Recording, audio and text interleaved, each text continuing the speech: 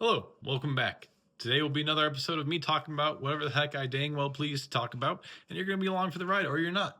So this is your chance. If you want to stick around, I will encourage it. Crack open a nice little beverage, take a seat, relax, and enjoy. Now, originally I had a different topic for today. However, things have developed a little bit more with the whole Voting Rights Act thing that I talked about previously, which I wanted to get into a little bit more, kind of add a little bit more context, a little bit more of a understanding on my part of things, if that makes sense. And yeah, I want to bring you along with that because I figured if I needed to learn this, someone else might need to learn it too. And if that's the case, then by all means, and that's you, welcome along. So for reference, if you need to go back and hear a little bit more about the background of the case and kind of my initial thoughts on it, the video is going to be probably over here, somewhere on the screen though, or trusting a lot in the editor, me, on the backside to know exactly where that is and when that is. But somewhere around here, there'll be a little link to click on that to go look at that video. But otherwise, we have stuff to talk about.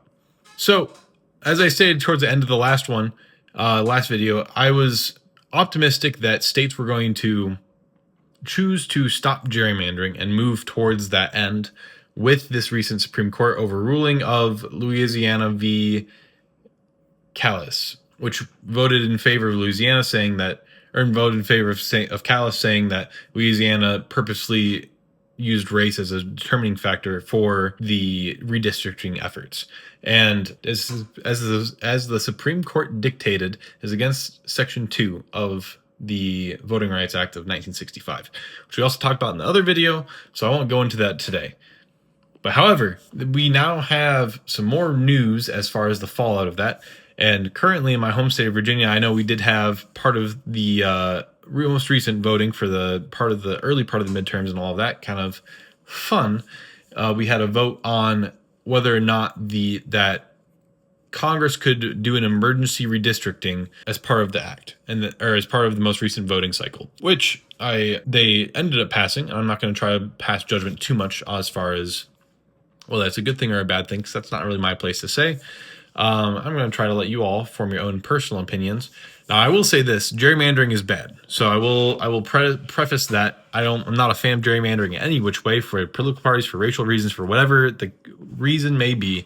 Personally, I don't think gerrymandering has any place in our politics. I think it needs to stay the heck out and let just the districts be drawn up by a grid, by population, whatever the most reasonable way is, so that you don't have some funky looking districts. Because right now we have all kinds of funky looking districts, and there's copious amounts where it just looks like you had a kid take some paint and like do a Jackson Pollock impersonation and just throw some paint at a thing, and then they use that, connect the dots, and that's how you got your districts. The most random looking things that just don't make any kind of sense.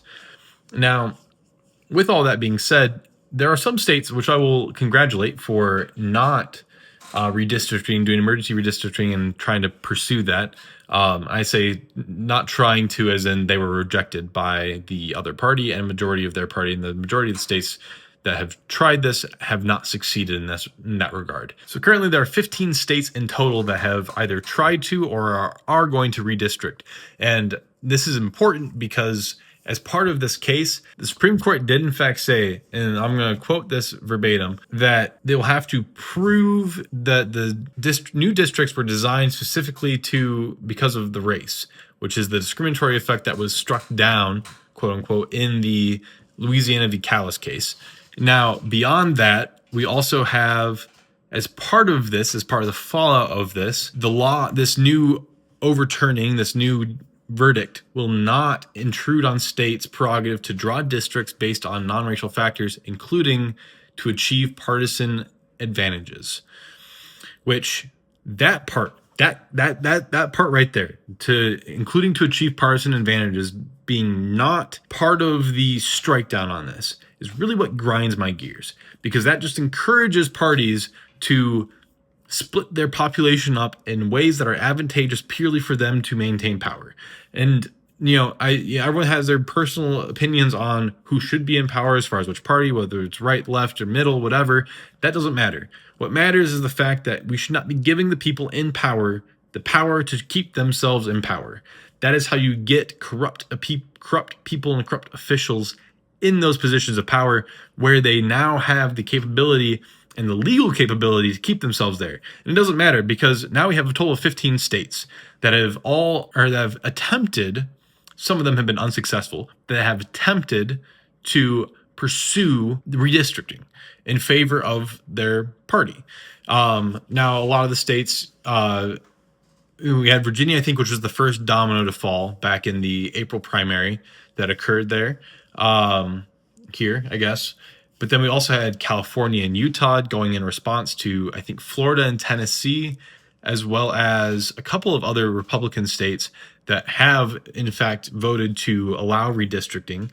And you have the other states that are voting, left-leaning states voting in favor to try to counteract the right-leaning states that are also doing the same thing to try to keep the balance. I say balance loosely, within the federal government as a whole, but basically playing for tit for tat. I will applaud, though, the states of Arkansas, Illinois, Indiana, New York, Maryland, and that's it, because those were turned down. Those were denied in the effort. Those were stopped.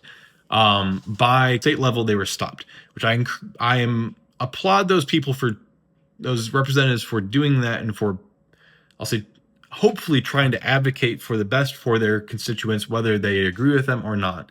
That part doesn't matter, but I am encouraged to see that those states turned it down. And we do have 3 other states of South Carolina, Alabama, and Louisiana that are currently in considerations of doing this. So there's still some hope there. Those three are all right-leaning, which is, again, this is one of those things where I feel like I'm not a fan of the tit for tat kind of mentality, because it's the eye for an eye makes the whole world go blind. You know, the more we try to say, well, they did this, so now we're going to do this.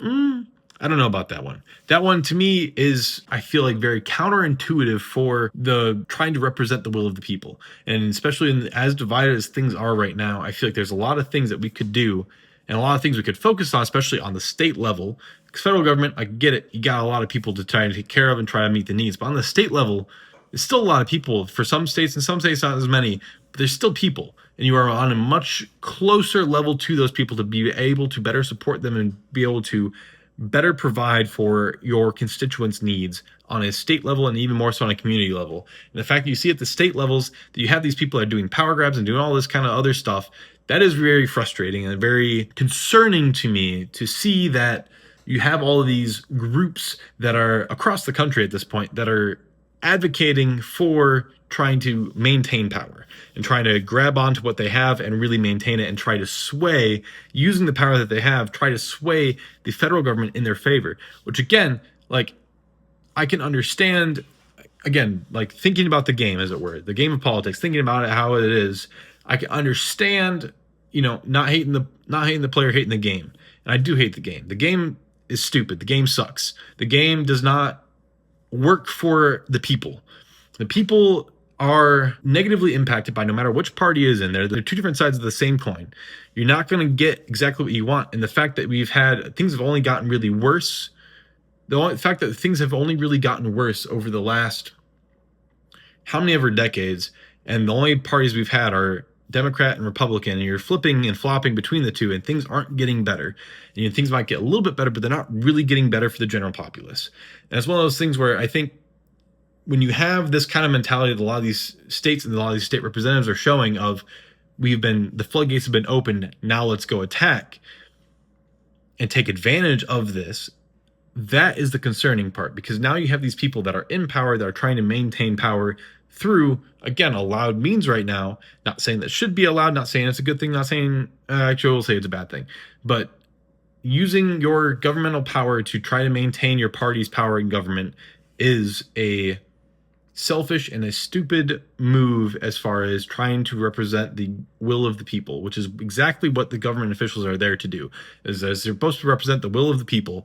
And that is why a democratic republic worked, and why the design was so great in the initial start of it, was that we were supposed to have people submit a vote, but that way you can have a large populace narrowed down to a smaller populace. That way the smaller populace can be far more efficient and far more representative of the larger populace, but be able to still represent them on a better level and be able to get things done for their people.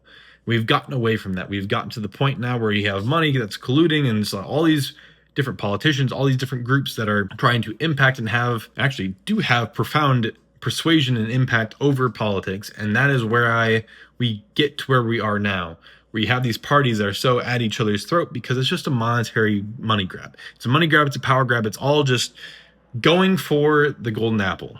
It's all just going for it. And again, not hating the players, I'm hating the game, because the game has set it up such that the only way to keep winning and the only way to win is to abuse the power that you were given by the people that put you in that position of power.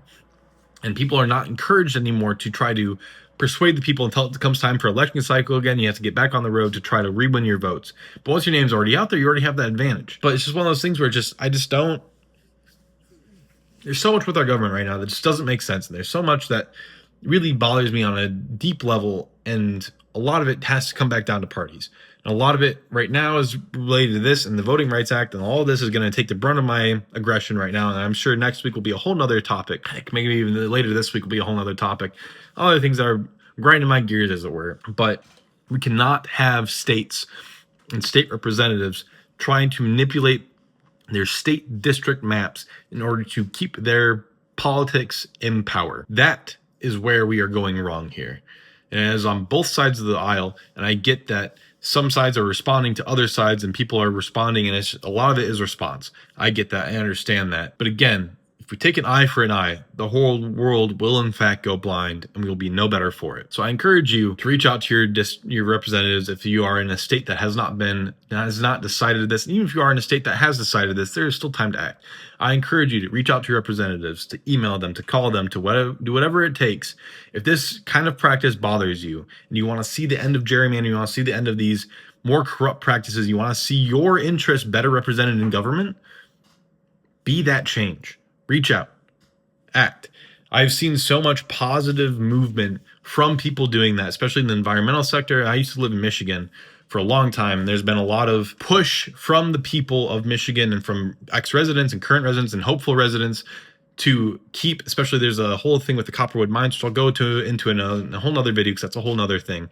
But there have been such positive results from people pushing back against their representatives and making their voices heard. And that is the great thing about the country and about the way that we run our politics, is that we can make our voices heard whenever it is that we want. And however it is that we want to make them heard, especially with this great tool of social media, and it's a blessing and a curse in the same package.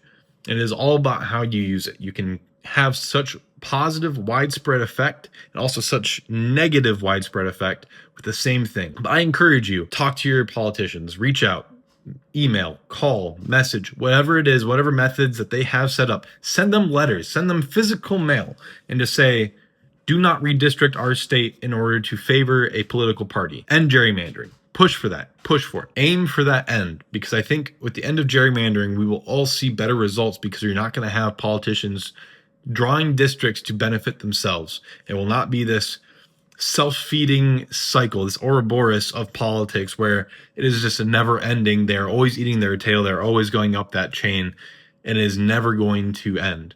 Change that. Be that change. I appreciate you all for watching. If you made it to this point, if you take care of yourself, have a beautiful day. And until next time, goodbye.